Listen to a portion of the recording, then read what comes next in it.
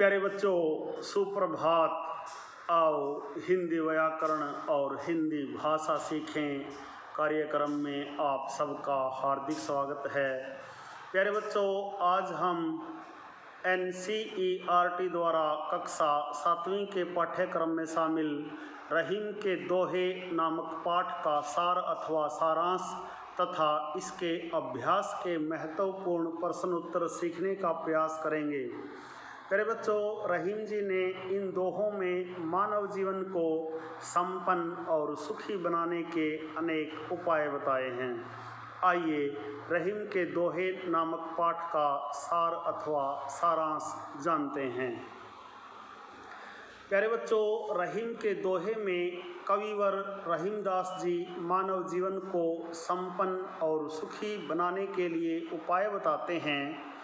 प्रस्तुत दोहों में वे मित्रता की कसौटी बताते हैं कि वही मित्र उचित होता है, वही मित्र सच्चा होता है जो विपत्ति के समय साथ दे। प्रेम का आदर्श मछली होती है, जल के त्यागने पर अपने प्राण त्याग देती है, वहीं दूसरी ओर जल को मछली की कोई चिंता नहीं है।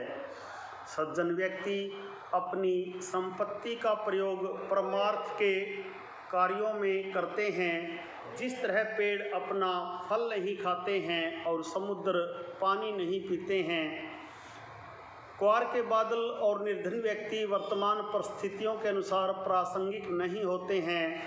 धरती हर परिवर्तन को आत्मसात करती है, वहीं मनुष्य को भी हर विपरीत परिस्थिति में भी अनुकूल रहना चाहिए ताकि हम हर परिवर्तन को धरती की तरह आत्मसात कर सकें। प्यारे बच्चों, यह था रहीम के दोहे नामक पाठ का सार अथवा सारांश। आशा है आपको अवश्य ही समझ में आया होगा। प्यारे बच्चों, किसी भी कविता, कहानी, निबंध, पाठ का यदि सार हमें अच्छी प्रकार से समझ में आ जाता है तो हम उस कविता, कहानी, निबंध, पाठ पर आधारित प्रश्नों के उत्तर आसानी से दे सकते हैं। प्यारे बच्चों, आइए रहीम के दोहे नामक पाठ के अभ्यास के प्रश्न उत्तर सीखते हैं। प्यारे बच्चों, पहला प्रश्न देखिए। पाठ में दिए गए दोहों की कोई पंक्ति कथन है तो कोई कथन को प्रमाणित करने वाला उदाहरण। इन दोनों प्रकार की पंक्तियों को पहचान कर अलग अलग लिखिए। प्यारे बच्चों, ऐसी पंक्तियाँ या ऐसे दोहे जो उदाहरण वाले हैं, देखिए। तरवर फल नहीं खात है, सरवर पियत न पान, कही रहीम पर काज हित, संपत्ति संच ही सुजान। नंबर 2, थोथे बादर क्वार के, ज्यों रहीम गहरात, धनी पुरुष निर्धन भये, करे पाछली बात। नंबर 3, धरती की सी रीत है, शीत घाम ओह में, जैसी परे सो सही रहे, त्यों रहीम यह देहे। मेरे बच्चों, कथन वाले दोहे देखिए। जाल परे जल जात बही, तजी मीनन को मोहो, रहीमन मछरी नीर को, तऊ न छाड़ती छोहो। दूसरा देखिए। कही रहीम संपत्ति सगे, बनत बहुत बहुरीत, विपत्ति कसौटी जे कसे, तेई सांचे मीत। करे बच्चों, प्रश्न नंबर 2 देखिए। रहीम ने कवार के मास में गरजने वाले बादलों की तुलना ऐसे निर्धन व्यक्तियों से क्यों की है जो पहले कभी धनी थे और बीती बातों को बताकर दूसरों को प्रभावित करना चाहते हैं। दोहे के आधार पर आप सावन के बरसने और गरजने वाले बादलों के विषय में क्या कहना चाहेंगे? प्यारे बच्चों, कवार के मास में बादल केवल गरजते हैं, बरसते नहीं हैं। जैसे वे निर्धन व्यक्ति जो पहले कभी धनी थे और बीती बातों को बताकर दूसरों को प्रभावित करना चाहते हैं, उसी प्रकार क्वार मास के बादल केवल गरजते हैं, वर्षा नहीं करते। उसी निर्धन व्यक्ति की तरह जो कभी पहले धनी था और अपनी बीती बातों को बताकर दूसरों को प्रभावित करने की बात करते हैं।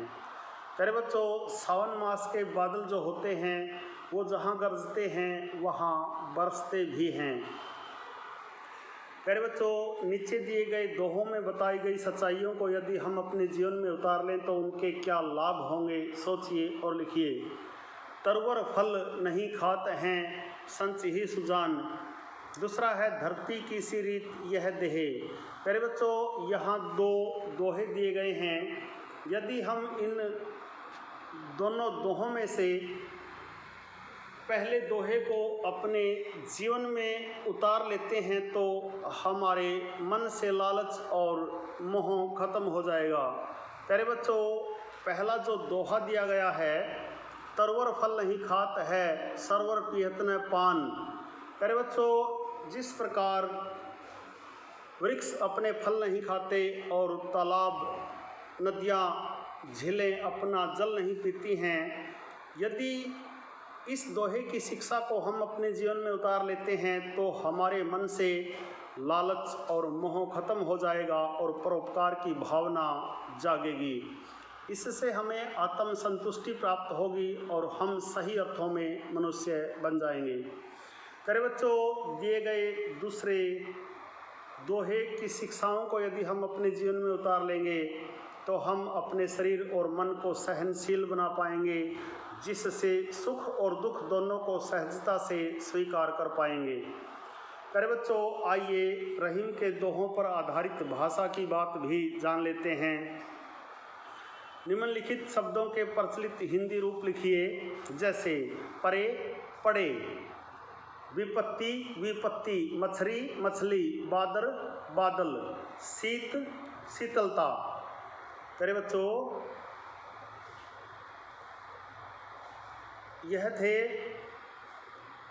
रहीम के दोहों में से ऐसे शब्द जिनका हमने हिंदी अर्थ जाना।